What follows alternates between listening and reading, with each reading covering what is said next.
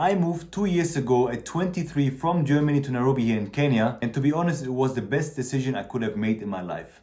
But as good as it is now, I of course made also quite a few mistakes because I didn't know everything. And in today's video, I want to share the mistakes I made so that you don't have to do them anymore and you can learn from the ones I made. So my name is Marvin, and on this channel here, I share my journey of moving to Nairobi, Kenya. I've been also traveling the African continent since I've been living here.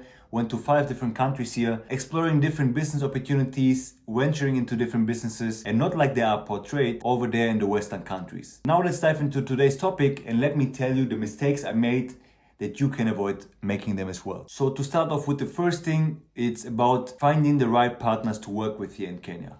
So just to acquire my visa, to get my business license, my business permit, and just to get every document I needed ready, it took a lot of paperwork. I always thought that here on the continent, paperwork might be much less, but what I realized here in Kenya is the complete opposite. So after making my research, after thinking of ideas what I could do here on the continent, the next challenge came up and I had to figure out how to acquire my visa. And then in this case, I went for the business permit because this was what I wanted to do here. I wanted to do business on the African continent, and in this case, specifically in Kenya. So when I went here the first time in 2022, to make my research and to find people who can help me and assist me with the process of acquiring my visa and getting my business registered, I met a couple of people also with different price ranges. The lawyers I met, some of them cost us $15 an hour, some of them costed us $50 an hour, because I was not sure of how things work here on the continent. And because of this, I felt like the person for $50 an hour was a bit too expensive for me in the beginning, because I was still working in Germany,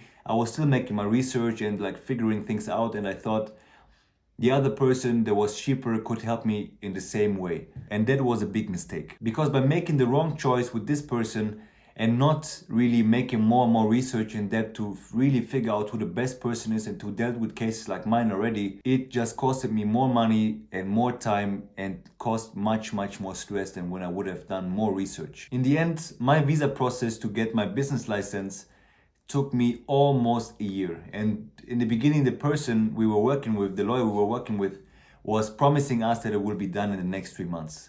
And he even told us that we can do everything from abroad. So I trusted him without doubting the things he was telling me. So a few months into the process, we got all the documents they needed. We moved forward. We did everything they wanted. And in the end of the day, this person was just very much unreliable. So whenever we tried to call him, he didn't pick up the phone all the time. He wanted money in advance. He wanted us to send him the money to make the payments and everything. And just through this, we lost so much time because we had to wait for him to do anything. And he wasn't the right person to do and deal with our case, because he was just spreading his attention with so many different things for the company he was working with. So we started the visa process in April 2022 after the first trip I made here to Nairobi. After making the decision who we're working with, who was going to support us. And the promise was to get the visa the latest, the very much latest, by October 2022. So the aim was to move on 1st of October. So all the plans we had, all the plans I made, everything was focused on this date. And so I also quit my job that I stopped working on September 1st, was ready to come over. But after seeing that things took much longer time and by October we didn't move even closely to finishing everything off, I started traveling to the States for 3 months. Just tried to spend some time over there until we were done with the visa process. But after I realized that even in December we were not properly done, I made the decision to just go to Kenya myself and to push this person and to do the things on the ground myself to just get things finally done. So that's why I came here in January 2023 to just finalize all the processes. And in the end, it took me another 3 months to finalize. So in the end, I started the visa process in April 2022 and I got the visa in March, end of March of 2023. So almost a year later than we started planning for it. Why am I saying this? I'm basically just saying this for you to avoid working with the wrong person, really making your research and working with someone who might be a bit more expensive, but who has experience with the things you actually need. Because you also have different kinds of visas, you have different kinds of ways how to get in. Maybe some of the lawyers have different kind of connections that just push your things faster than other ones. And I think in the end of the day, paying the lawyer more might be making a bit more sense when you just get the things done finally. Because also said, it took a long time, and on this way, we needed to spend more and more money left and right so that we in the end paid double the amount for the visa that we were supposed to in the end of the day, because people left and right wanted money as well. Just for your awareness, make your research, actually work with people who are maybe from a credible law firm, and they can actually assist you and they know cases like yours to actually support you in the best way possible. That's what I've learned. That's mistake number one I made. So to come over to the next mistake I made is something that didn't just cost me money, it also cost me a lot of time to understand this. That I was thinking, because I traveled around a lot, I went to over 25, almost 30 countries. I grew up in Germany, I spent a lot of time in the States. I went to different parts of the world, so I got a lot of ideas, I got a lot of perspectives from all these different countries, but not the perspective of the Kenyan market. So I thought the knowledge I have is already powerful enough that I can just start and make profits from day number one. This is especially important if you are wanting to get into business here in Kenya or in any different other country you want to venture into on the African continent. So what I've learned is that it will take you a lot of time to get acclimated to the local customs, to the way they do business, to the way people are, to maybe the market gaps even that you're thinking of filling, but sometimes they don't even exist here when you're actually on the ground. I was even having a conversation yesterday with someone from Turkey, and he was also doing business in over 40 countries, and now he's settled for the past 9 years here in Nairobi. And I asked him what is the most important thing in his perspective to do business here in Kenya and on the African countries he worked in. And he told me that people that come here to do business should at least take 2 years time to actually get acclimated to the local customs. He told me people need to take matatus, people need to really speak to the locals, spend some time with the locals and see what gap they can fill in. Because sometimes when we have the Western mind, we think we know a lot of things, we think we can just come here and everything will work out perfectly, but it's not the case. It's really not the case. Yeah, maybe even 2 years is a long time. It always depends on the person you are, because let's say for me in this case, I was from day number one. I came here all myself in the beginning until my business partners came. And I was just getting into so many events, meeting so many people that I really actually adjusted quite quickly to the culture. But in the end, it still took me over a year to actually make some money here on the African continent. My main source of income still came from abroad. So it took me a lot of time to understand how people are, you know. For instance, when I was trying to sell some of my services here in Kenya to Kenyan companies, to local companies, but also to bigger local companies that are actually making good money and making good profits and are already like working in East Africa, on the whole African continent, I first had to understand how to sell to them. I first had to understand that they are not really into the things I sold, even when they were working in Europe and in different parts of the world already. So I just had to understand what they actually need. And I was thinking the whole time, what I offer is the perfect thing. But this also was not the case. So it took me 2 years, a bit over a year, to understand this and to make things that they actually wanted. From there on, I finally started working with startups here, assisting them with like marketing consultancy, business consultancy, getting the setup off the ground.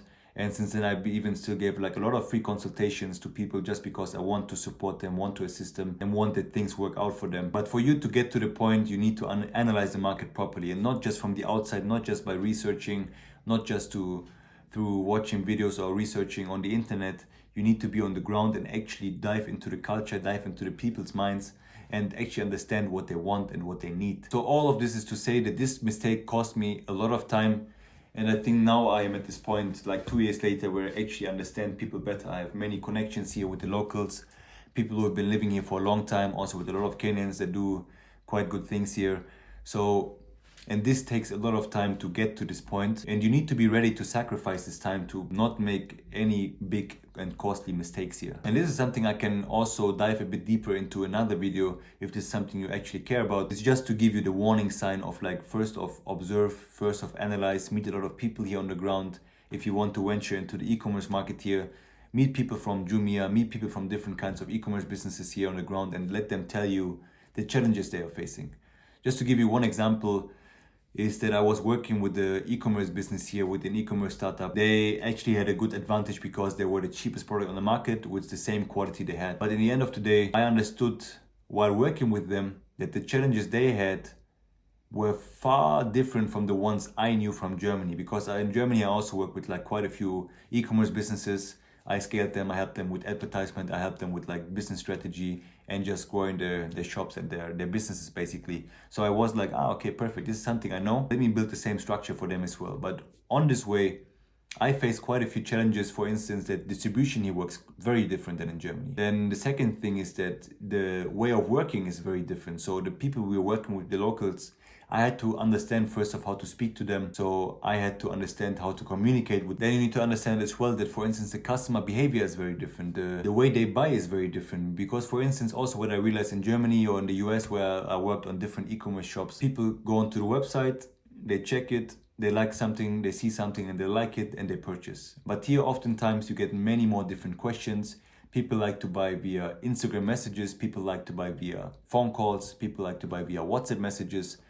So all these little differences are something that I didn't anticipate until I really was in the situation and saw these things. So the same structure I thought that would work here, that I was building in Germany or the US for different companies, did not work out here properly. So you need to adjust the knowledge you have to the local market, and then you can build something properly. All of this is to say just to avoid this mistake, and that you are actually diving into everything, understanding everything.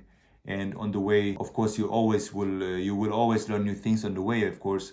But in the end, you can avoid some quite costly mistakes when you just start to understand them first, before you just be like, okay, I know everything, I know this market, I know here's a lot to do, a lot to get, and you just start spending money, and in the end you can go home sooner than you think. That's what I saw in like a lot of cases, and even heard from the person I was talking about earlier, the Turkish person. He was telling me that some of the people he met from Turkey as well had the same mistake. They were like thinking they're a bit superior because they had different mentality, they know things differently, they know how things work globally. But in the end, if you come to a new country, African country, and in this case Kenya, things might be again quite different. So just for you to avoid the mistake I made as well. So the third mistake I made is that I slowed down my networking efforts a lot. Why is this a bad thing? So when I came here the first couple of months, I went to endless events, every single week to a bunch of events.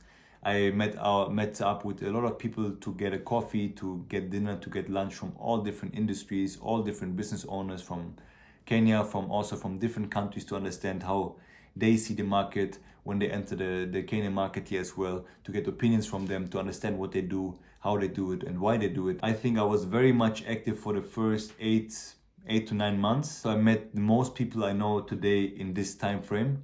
But at some point I was like, okay, now it's time to just focus on my things, and I locked myself in a bit too much and was just too much focused on being on my laptop and working on my things. But I forgot how important connections here are actually. It's now just that I understood for the past couple of days that I feel again like, okay, now it's time to move out. It's time to go out and meet more and more people. When I started seeing a difference in how I feel myself, first off, because I feel much more energetic, because I meet more now like startup founders, I meet more business owners, I meet more people who do and move things here in the country and like globally, that I first off feel more energized myself, but also that I see more and more opportunities coming up through these connections I make. I think all of you, or like most of you, will know the saying, your network is your net worth.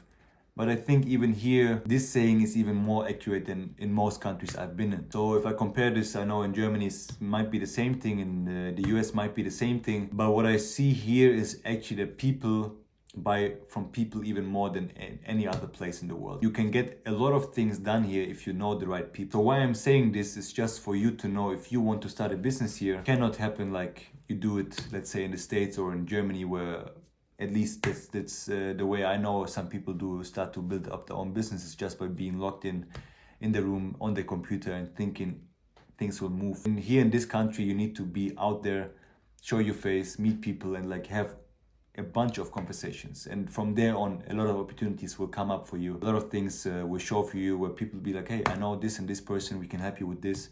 And you can create many more win-win situations for all parties in this instance. It's just now that I'm even making more and more contacts, that I can be like to some of my friends who are also business owners, say, I have someone for you, you should talk to him, he's doing this and this kind of business, and you can do something together, and both of them agree, and they can grow together and like maybe exchange something. Or like, just to give you another example, just today I met a lady, and this lady has an NGO where they are installing solar solutions for hospitals and for schools. And on the other hand, I asked her how she gets her supply, for instance. And I know the person who has a quite big factory here in Kenya, is one of the strongest players here in Kenya. And I connected them, and this just happens through the power of network. And I know that these things will come back to me as well. When they hear something and they know someone needs the things I do, they will also give me the referral, because we have this strong bond, and like I can refer people to him. We can create win-win situations like this. So all of this is to say that networking here is really a key factor when you want to venture into business. If you're here for leisure, if you're here for more like a relaxed life or for different things, then it might be not as important as in this case. But here actually you can meet people from all over the world doing global business, doing different kinds of tech businesses, doing agriculture businesses, doing import and export businesses.